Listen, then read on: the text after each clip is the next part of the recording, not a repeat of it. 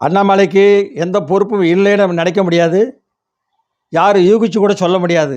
ஆனால் அவர் சிபிசிஐடி போல ரகசிய போலீஸ் போல இங்கே தமிழ்நாட்டில் இருக்கிறார். ரகசிய போலீஸ் திடீரென்று லண்டன் செல்கிறார். எதற்காக செல்கிறார்? படிப்பதற்கா?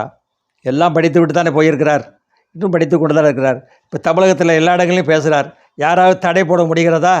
முடியாது. நீங்கள் பேசிக்கொண்டே இருங்கள், உண்மைகளை கண்டுபிடித்து கொண்டே இருங்கள். ரகசிய போலீஸ் இலாக்காவை சேர்ந்தவர் அப்படின்னு காவல்கார படத்தில் எம்ஜிஆரை சொல்லுவாங்க. யார் தெரியுமா? ரகசிய போலீஸ் சிஐடி அப்படின்னு சொல்லுவார். திருச்சி சவுந்தரராஜன் முன்னாள் அமைச்சர் எம்ஜிஆரை பார்த்து சொல்லுவார். அந்த மாதிரி இப்போ அண்ணாமலை ரகசிய போலீஸ் சிபிசிஐடி மாதிரி உளவுத்துறை மாதிரி இங்கே செயல்படுறார் அப்படிங்கிறது ஓரளவு உண்மைதான். நீங்களே புரிஞ்சுக்கிடுங்க மக்களே.